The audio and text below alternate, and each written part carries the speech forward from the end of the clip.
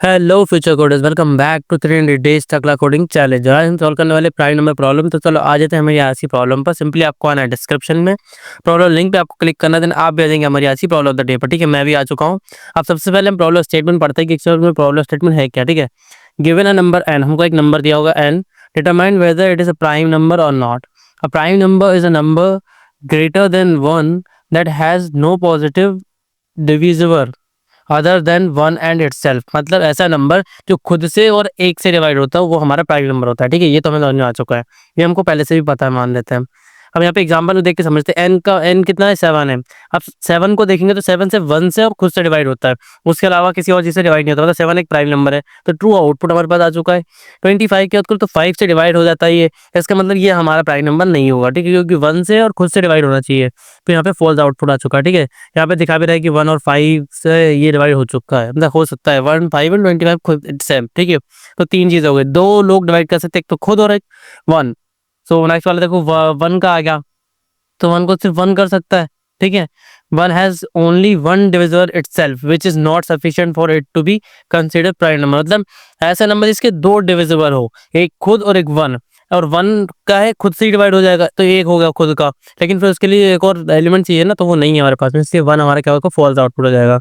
तो यहाँ पे कंस्टेंट की याद करो तो 1 से लेकर 10 टू द 9 तक हमारी वैल्यूज हो सकती हैं, जिनको हमको चेक करना होगा कि वो प्राइम है या नहीं है। ठीक है, एंड यहाँ पे VMware, Amazon, shop labs, ये 3 कंपनी से क्वेश्चन पूछा जा चुका है। और भी कंपनी से पूछा जा चुका है वैसे तो, बट यहाँ पे 3 ही मेंशन है अभी। मैथमेटिकल प्राइम एल्गोरिथम हमको यहाँ पे कॉम्प्लेक्सिटी, मतलब टॉपिक टेक में दिया हुआ है। कॉम्प्लेक्सिटी की बात करते हैं, स्क्वायर रूट ऑफ एन हमें यूज करनी है, and space of order of 1 में यूज करना है। ठीक है, बिग ऑफ 1 में।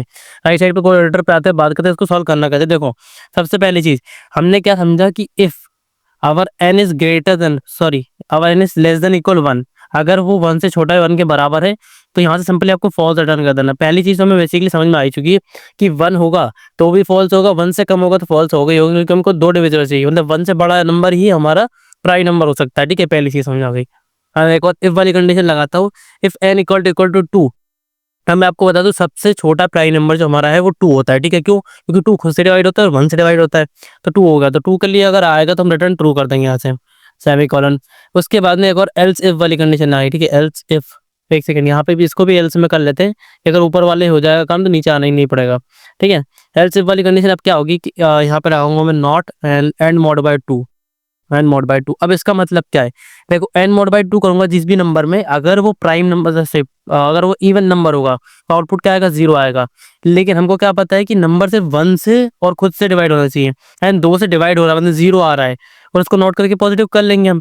अगर 0 आ रहा है तो इसका मतलब क्या है कि भाई साहब गलत है, ये नंबर हो नहीं सकता क्योंकि ये 2 से डिवाइड हो रहा है, तो यहाँ पे हम इसको सिंपली फॉल्स रिटर्न कर देंगे। ठीक है, अब इसके बाद आएगी बात एल्स वाली कंडीशन की। अब जितने भी इवन नंबर से अगर 2 आ गया है, उसके बाद में कोई इवन नंबर आ रहा है, तो वो तो प्राइम हो ही नहीं सकता। ठीक है, तो उसके अलावा नंबर चेक करने होंगे, तो वो कैसे करेंगे हम, देखो, एंड आई इक्वल 3 कर दूंगा मैं, semicolon i multiply by i less than equal n, semicolon i plus plus, sorry i plus equal 2।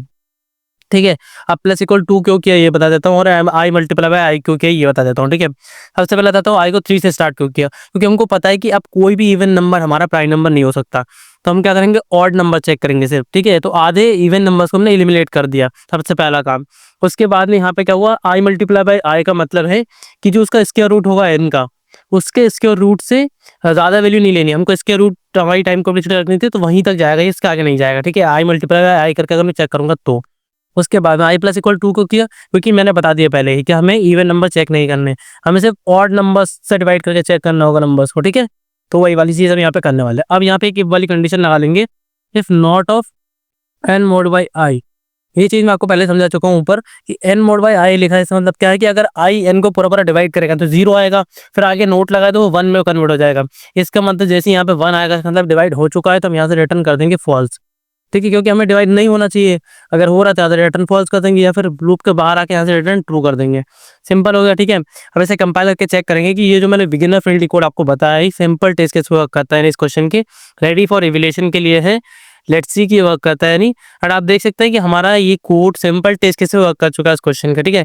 अब इसे सबमिट करके चेक कर दे कि हमारे जितना भी टेस्ट केस इस क्वेश्चन पे लगा हुआ है, हमारे बिगिनर फ्रेंडली कोड सबको पास कर पाता है या नहीं। And you can see that इसने सबको सक्सेसफुली पास कर लिया, ठीक है। And desired time complexity, space complexity को सेटिस्फाई करते हुए इसने सारे टेस्ट केस को सक्सेसफुली पास कर लिया है। So thanks for watching this video. We'll meet in the next video and solve the next problem of 300 days tackle coding challenge. Thanks for watching.